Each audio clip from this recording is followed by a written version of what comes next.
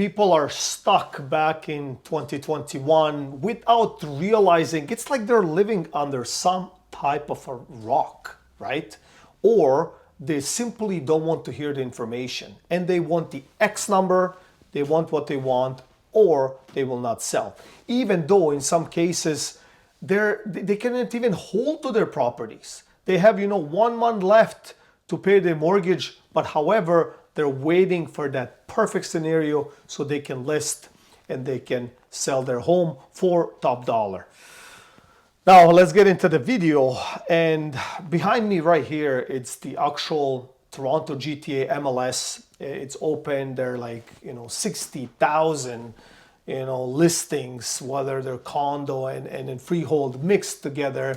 And ladies and gentlemen, we are in December. This is December of 2025, which is, the end of 2025 market. It's actually the worst time, and it's usually the time where you see less listings by default historically.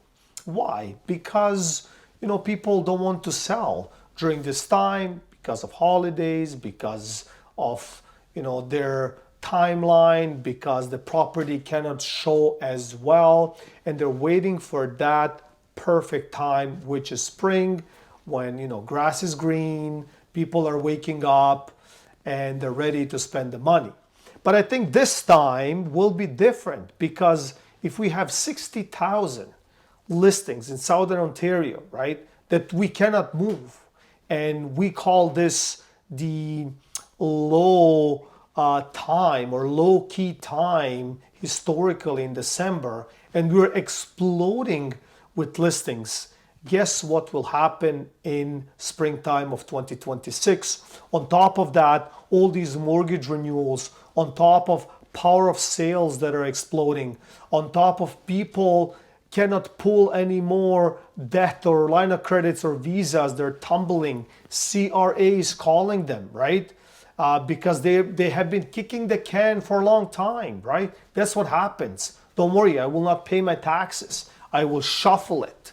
They will not call me. They will forget about me. Trust me, they'll call you. They'll go after you, right? And when it's all these renewals, right? Renewals are not guaranteed. Sometimes you have to come back with additional documents to fulfill the next or the new mortgage application. It's not like it used to be. The bank has to protect their interest. But let's get into some of these points. So some sellers are stuck and they're waiting on the sidelines for the perfect moment.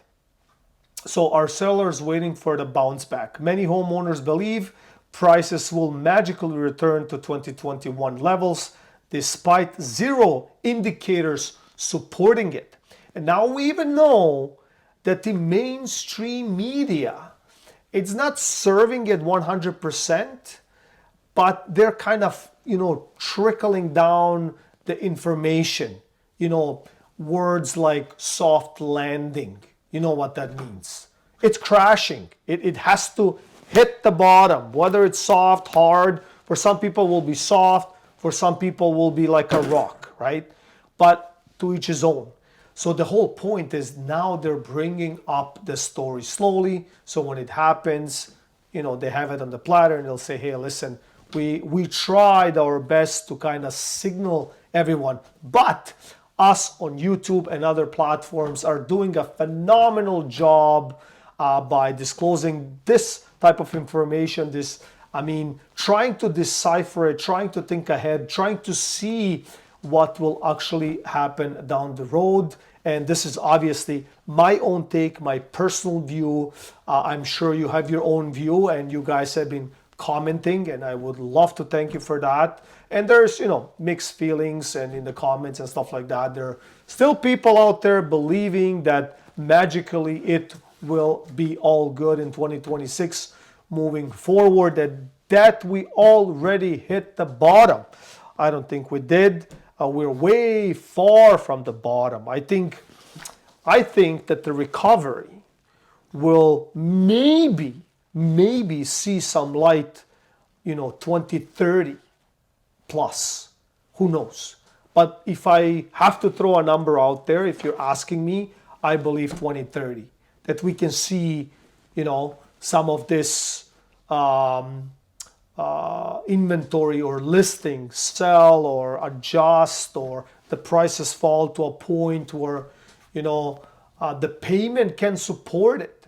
Because if people don't have that cash flow, monthly cash flow, right? And majority has been based of our economy. Like, people don't ask what is the amount of a loan or a mortgage. They just care about the payment. If they can squeeze themselves in that payment, you have a buyer. If they cannot, then you don't have a buyer. But nobody's concerned about the length of the loan or mortgage and stuff like that. So could be a good thing, but it's now, like we see, it's not the best thing, right? And also, I would like to add, a couple of people mentioned that. I did look into it. The Japanese economy in the 90s, how they crashed, like in a Hollywood movie, like, you know what I mean? And it seemed like that we're following the same trend. Like, if we're looking at the graphs, like the graphs look incredibly similar, right? And then speaking to some people from the 90s, the era of the 90s, 80s, everybody was partying, spending the money and all of that stuff. And then the 90s hit, and then it flipped overnight. And I'm sure in the 80s, at the time, everybody said, hey, listen, Canadian real estate market is bulletproof and it will not crash. And then it did crash, obviously. Like, it crashed with style. However, some folks that I have contact with and that have commented on the channel mentioned, yes, like, this feels identical to the crash of the 90s. However, this time it's even worse because there are additional segments and additional pressures locally, internationally, globally, whatever, right? That are pressing this situation and our current situation in Canada even more. So I don't know what to tell you. I think if you are in trouble now, or if you have been in trouble and you didn't figure it out, I think you're just going to go bankrupt. Like, there's no question about that. Like, nobody is out there to save you. Nobody has money to save you. There are no one-touch solutions that you will wake up and somebody else will clean your mess, right? Because it is a mess, right? Like, many people lived beyond their means. Many people spend the money that they did not have, even though it's a loan. Like the name says it, loan. I give it to you, I loan it to you. I gave it to, I loan it to you, but now I want it back with interest. Exactly. So it has to be paid, right? Yes, some people, combining all of their debt onto one spot, making it easier. I don't know, whatever you do, you do. But at the end of the day, it will have to be paid back. So in the next X amount, or I won't sell it. So they need that X amount, and sellers are pricing based on debts, not market reality, and guarantee way to sit and be stale on the market. And yes, I have seen it so many times. They say, look, that's the equity. That's how much I owe here. That's how much I owe there. And I will have to make sure that I combine all of my debts and include that into, kind of embed that into my price. And that's my asking price. I'm like, are you kidding me right now? Like, nobody cares. That's your problem. But this is the market value. And unfortunately, some realtors that are more gutsy, they'll say, yes, I'll take your listing. Like, I'll just take it for your price. And then they're hoping they'll sit in the market for, 6 months, and then they keep reducing until they hit the price, right? Which is the wrong thing to do, guys. You're not doing anybody a favor. Not your neighbor, not yourself, because you're not selling, not your creditors, not your agent, because they're not doing anything anyways. Because it's a checkmate move. So why would you do that? If you're in trouble and you need to get out, sit down, talk, speak to an advisor, do your own due diligence, think about it, right? Like what you're doing. But that move will not help you, or you will end up in a power of sale like most people end up being. It's just how it is. Mortgage renewal are forcing delusion. Owners with renewals 6 to 18 months are hoping for lower rates so they can avoid selling. And yes, I've seen that.